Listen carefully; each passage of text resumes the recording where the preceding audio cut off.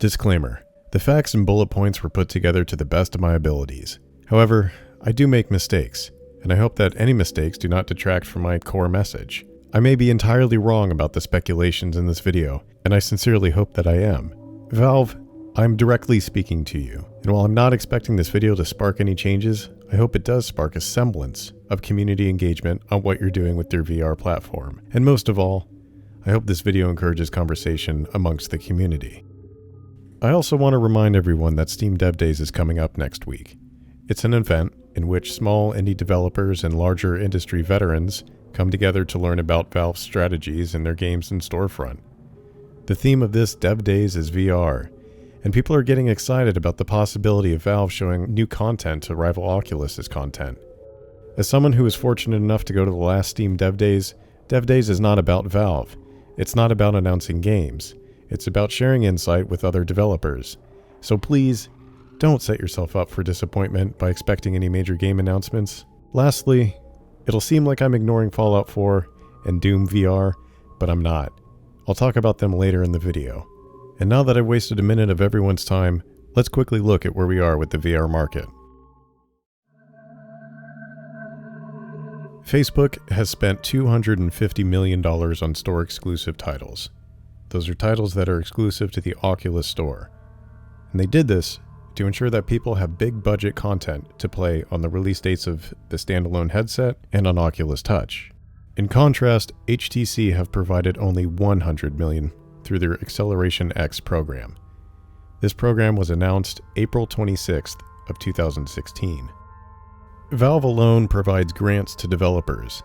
These are easily described as prepaid Steam revenue. These developers can choose to release their games on PlayStation VR or the Oculus Store for additional sales. If the game bombs, Valve takes the hit directly. They pay out of pocket, the developer has no risk in making a game for VR on Steam.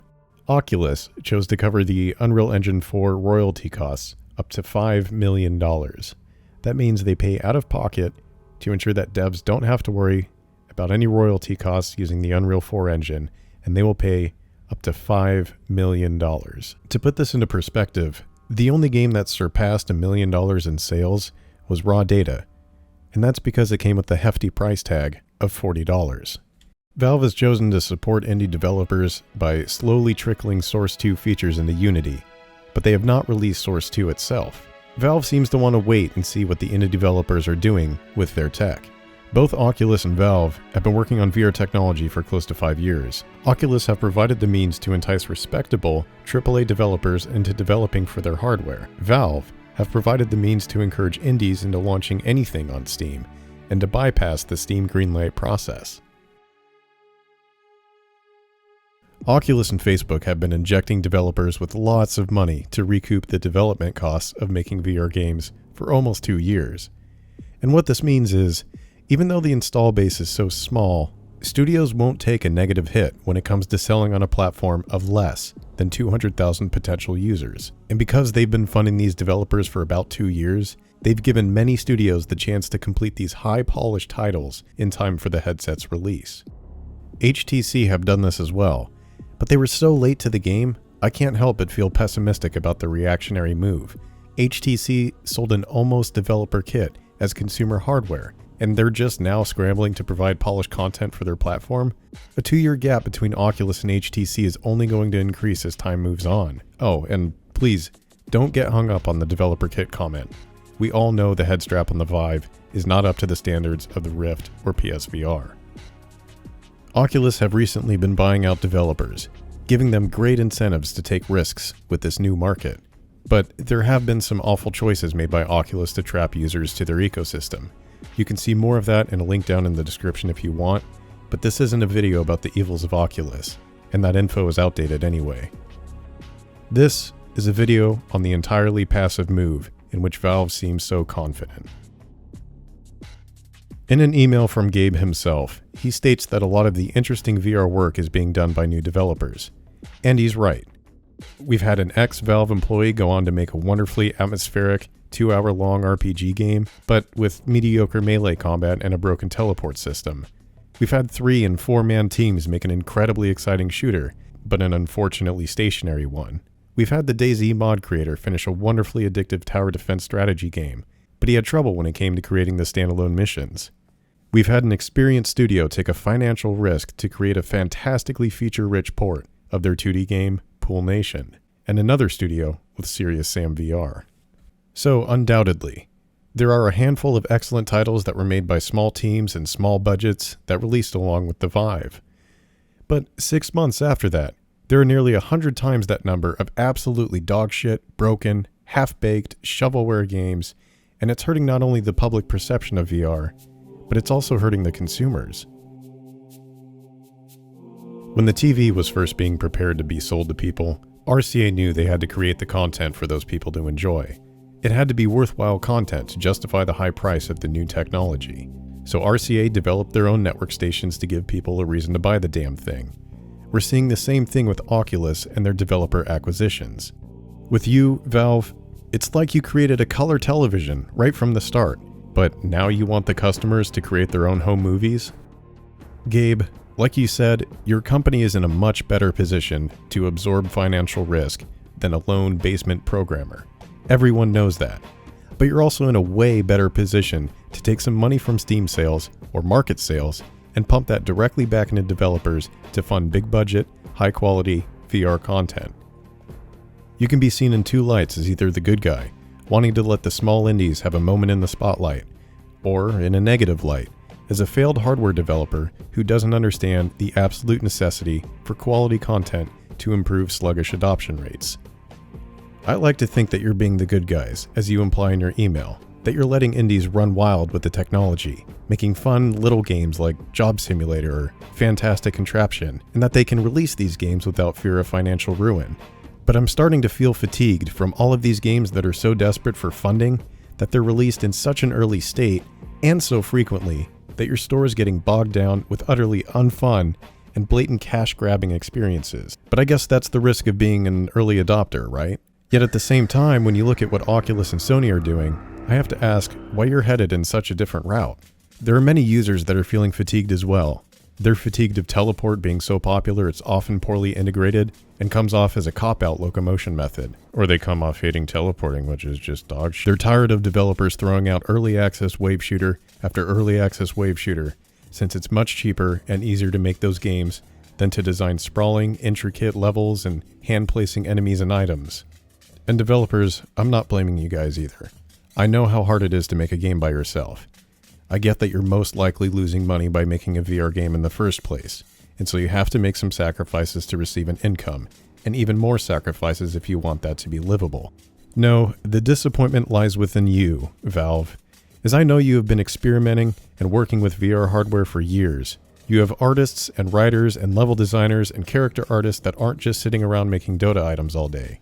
You've spent at least 4 years working on VR displays, tracking solutions, moving offices, wheeling Counter-Strike and Team Fortress 2 developer desks to the VR team, designing VR prototypes of existing games, and we've seen 3 Endless Wave minigames bundled with some experiences set in your other games. We've seen the Dota 2 spectate mode, and you released your photogrammetry tools and destinations. And that's cool. That's really cool. But this wraps back to my previous analogy, where you gave us the color TV and said, here you go, make your own movies. I wouldn't be so paranoid about getting left in the dust and missing out on future experiences if there was a greater parity between the Oculus Touch and Vive. Up until now, we've been able to make use of the tool called Revive, which, briefly, allows Vive users to buy Oculus games and play them with the gamepad. The headsets are fundamentally similar, so everything's been peachy, as there haven't been any restrictive differences between the two kits. With Touch on the sort of near horizon, we're going to see a rift between the two motion control options available to PC users. Touch receives gesture recognition through the use of capacitive sensors, a feature missing from the Vive wands. Touch has 4 face buttons, the Vive does not. So if developers are going to do what developers do, then the Touch games are going to make use of the exclusive Touch features. There will be games that eventually require you to point your finger at something through gestures, or press the Y button. And maybe I'm missing something here, but from the way I understand it, is it'll be very difficult, if not impossible, for the Vive to emulate these actions. And that's kind of my worry. As Vive users, we're going to find some games that we can't fully enjoy, or enjoy at all, because we simply don't have the right hardware. You could argue that developers could make slight changes to accommodate different controls like the Vive or PSVR wands and then port to their respective storefronts, and I would agree with you. You could also argue that it's Oculus's fault for not allowing developers to spend their funding on porting games to competing hardware. To which I would say, yeah, I agree with you again. But we all know that won't be happening, at least anytime soon. And I believe it's important to examine things at face value for what they are, and to be realistic about what will happen in the next few months. What will be happening is that because we chose the hardware created by a renowned game developer, we actually face the possibility of completely missing out on new, polished, high-budget, juicy VR games. And that's depressing. So I said before that I'd mention Doom and Fallout. Bethesda have taken notice of the Vive, as they're developing a Fallout 4 port to VR, or specifically OpenVR. OpenVR, through Valve's grace, provides touch support for Oculus users. That means anything the Vive can play, the Rift can play. To note, there are some legal issues between ZeniMax and Oculus, but there are tons of videos on that, so I'm not going to cover it here. But basically, that's why I believe we aren't seeing Oculus making moves to securing the Fallout 4 port for their own store, and fast-track development for their touch hardware. That's not to say Oculus is completely in the wrong, though. I don't know for certain, but from what I've seen this year, I'd say it's highly unlikely that Valve would go out of their way to ensure Fallout was playable on their Vive. Not exclusive or anything, just playable. The point is, we got lucky with Fallout VR. If the current legal battle wasn't brewing, it's hard to say for certain if it would be an experience Vive owners would get to play on day one, or even year one. Valve, you've provided solid entertainment for the majority of my life. And it's hard to see you release something that's in desperate need of your support, and then be so damn tight-lipped about future developments. I'm saying all of this because I know you can do better with that support. Your games have been great. Half-Life 2 is my favorite of all time, and for the most part, you've kept TF2 updated and fresh for such a long time. To me, everything you've put out has been wonderfully inspiring. Well, that controller you put out is absolutely awful. Just kidding, it's pretty okay. But to close in a serious manner, Valve, I'm not asking that you buy up exclusivity deals with developers and keep people trapped on Steam. I'm asking that you beef up the offerings to those buying into your hardware. I'm asking that you stick with your principle of providing risk-free funding to developers, but I ask for you to start targeting larger studios. We need more games made from studios comprised of seasoned developers, and I really hope you have something exciting for us VR nuts soon. The novelty of VR does wear off after a while, and the content will be the only thing keeping your platform in the minds of your consumers.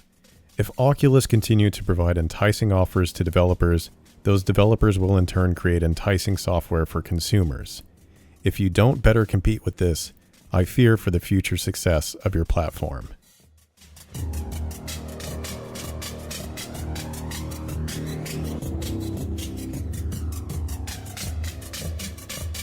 But maybe I'm entirely wrong about all of this. Maybe I'm being entirely too negative.